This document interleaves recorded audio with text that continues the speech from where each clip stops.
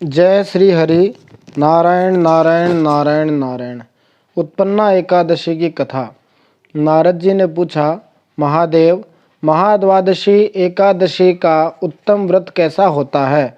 सर्वेश्वर प्रभो, उसके व्रत से जो कुछ भी फल प्राप्त होता है उसे बताने की कृपा कीजिए।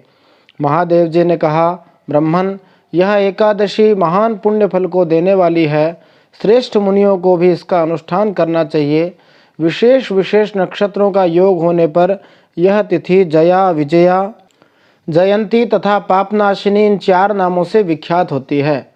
ये सभी पापों का नाश करने वाली है। इनका व्रत अवश्य करना चाहिए।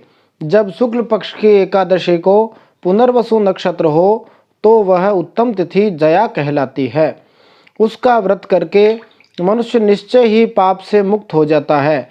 जब शुक्ल पक्ष की द्वादशी को श्रवण नक्षत्र हो तो वह उत्तम तिथि विजया के नाम से विख्यात होती है। इसमें किया हुआ दान और ब्राह्मण भोजन सहस्र गुना फल देने वाला है तथा होम और उपवास जो सहस्र गुने से भी अधिक फल देता है। जब शुक्ल पक्ष की द्वादशी को रोहिणी नक्षत्र हो तो वह तिथि जयंती कहलाती है। वह सब पापों को हरने वाली है। उस तिथि को पूजित होने पर भगवान गोविंद निश्चय ही मनुष्य के सब पापों को धो डालते हैं। जब कभी शुक्ल पक्ष की द्वादशी को पुष्य नक्षत्र हो तो वह महापुण्यमयी पाप नाशिनी तिथि कहलाती है। जो 1 वर्ष तक प्रतिदिन 1 प्रस्थ तिल दान करता है तथा जो केवल पाप नाशिनी एकादशी को उपवास करता है, उन दोनों का पुण्य समान होता है। उस तिथि को पूजित होने पर संसार के स्वामी सर्वेश्वर भगवान श्री हरि संतुष्ट होते हैं तथा प्रत्यक्ष दर्शन भी देते हैं। उस दिन प्रत्येक पुण्य कर्म का अनंत फल माना गया है। सगर नंदन ककुत्स्थ, नहुष तथा राजा गाधी ने उस तिथि को भगवान की आराधना की थी, जिससे भगवान ने इस पृथ्वी पर उन्हें सब कुछ दिया था। इस तिथि के सेवन से मनुष्य 7 जन्मों के कायिक, वाचिक और मानसिक पाप से मुक्त हो जाता है। इसमें तनिक भी संदेह नहीं है। पुष्य नक्षत्र से युक्त एकमात्र पापनाशिनी एकादशी का व्रत करके मनुष्य 1000 एकादशियों के व्रत का फल प्राप्त कर लेता है। उस दिन स्नान, दान, जप, होम, स्वाध्याय और देव पूजा आदि जो कुछ भी किया जाता है उसका अक्षय फल माना गया है। इसलिए प्रयत्न पूर्वक इसका व्रत करना चाहिए। जिस समय धर्मात्मा राजा युधिष्ठिर पंचम अश्वमेध यज्ञ का अनुस्नान कर चुके, उस समय उन्होंने यदुवंशावतंस भगवान श्री कृष्ण से इस प्रकार प्रश्न किया। युधिष्ठिर बोले, प्रभो, नक्त व्रत तथा एक भुक्त व्रत का पुण्य एवं फल क्या है? जनार्दन, यह सब मुझे बतलाइए।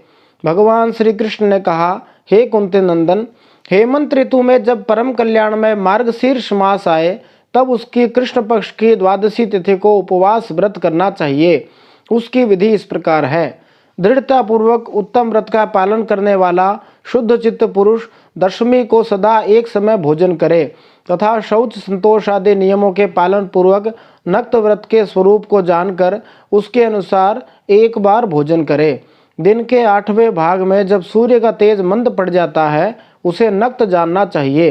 रात को भोजन करना नक्त नहीं है। गृहस्थ के लिए तारों के दिखाई देने पर नक्त भोजन का विधान है और सन्यासी के लिए दिन के 8वें भाग में, क्योंकि उसके लिए रात में भोजन का निषेध है। कुंती नंदन, दशमी की रात व्यतीत होने पर एकादशी को प्रातःकाल व्रत करने वाला पुरुष व्रत का नियम ग्रहण करे और सवेरे तथा मध्याह्न को पवित्रता के लिए स्नान करे। कुएं का स्नान निम्न श्रेणी का है, बावली में स्नान करना मध्यम है, पोखरे में उत्तम तथा नदी में उससे भी उत्तम माना गया है। जहाँ जल में खड़ा होने पर जल जंतुओं को पीड़ा होती हो, वहाँ स्नान करने पर पाप और पुण्य बराबर होता है। यदि जल को छानकर शुद्ध कर ले तो घर पर भी स्नान करना उत्तम माना गया है। इसलिए पांडव श्रेष्ठ घर पर उक्त विधि से स्नान करे। स्नान के पहले निम्नांकित मंत्र पढ़कर शरीर में मिट्टी आदि लगा ले। अश्वक्रांते, रथक्रांते, विष्णुक्रांते वसुंधरे, मृत्तिके हर में पापम यन्मया पूर्व संचितम। हे वसुंधरे, तुम्हारे ऊपर अश्व और रथ चला करते हैं। भगवान विष्णु ने भी वामन अवतार धारण कर तुम्हें अपने पैरों से नापा था। हे मृत्तिके, मैंने पूर्व काल में जो पाप संचित किया है उस मेरे पाप को हर लो। व्रती पुरुष को चाहिए कि वह एक चित्त और दृढ़ संकल्प होकर क्रोध तथा लोभ का परित्याग करे। अंत्यज पाखंडी, मिथ्यावादी, ब्राह्मण निंदक, अगम्या स्त्री के साथ गमन करने वाले, अन्य दुराचारी, परधनहारी तथा परस्त्रीगामी मनुष्यों से वार्तालाप न करे। भगवान केशव की पूजा करके उन्हें नैवेद्य भोग लगाए। घर में भक्तियुक्त मन से दीपक जलाकर रखे। पार्थ उस दिन निद्रा और मैथुन का परित्याग करे। धर्मशास्त्र से मनोरंजन करते हुए संपूर्ण दिन व्यतीत करे। नृपश्रेष्ठ भक्तियुक्त होकर रात्रि में जागरण करे। ब्राह्मणों को दक्षिणा दे और प्रणाम करके उनसे त्रुटियों के लिए क्षमा मांगे। जैसे कृष्ण पक्ष की एकादशी है वैसे ही शुक्ल पक्ष की भी है। इस विधि से उसका भी व्रत करना चाहिए।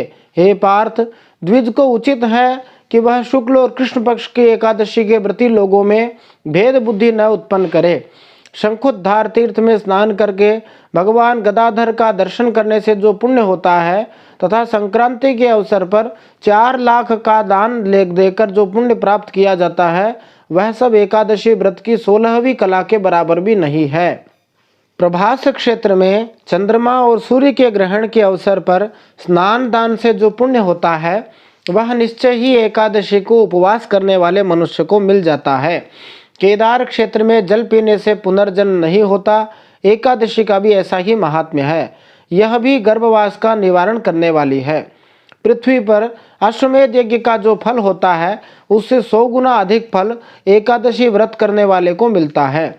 जिसके घर में तपस्वी एवं श्रेष्ठ ब्राह्मण भोजन करते हैं उसको जिस फल की प्राप्ति होती है वह एकादशी व्रत करने वाले को भी अवश्य मिलता है। वेदांगों के पारगामी विद्वान ब्राह्मण को सहस्र गोदान करने से जो पुण्य होता है उससे 100 गुना पुण्य एकादशी व्रत करने वाले को प्राप्त होता है। इस प्रकार व्रती को वह पुण्य प्राप्त होता है जो देवताओं के लिए भी दुर्लभ है।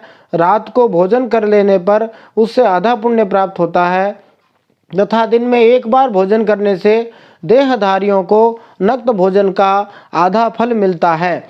जीव जब तक भगवान विष्णु के प्रिय दिवस एकादशी को उपवास नहीं करता तभी तक तीर्थ, दान और नियम अपने महत्व की गर्जना करते हैं। इसलिए पांडव श्रेष्ठ, तुम इस व्रत का अनुष्ठान करो। कुंती नंदन, यह गोपनीय एवं उत्तम व्रत है जिसका मैंने तुमसे वर्णन किया है। हजारों यज्ञों का अनुष्ठान भी एकादशी व्रत की तुलना नहीं कर सकता।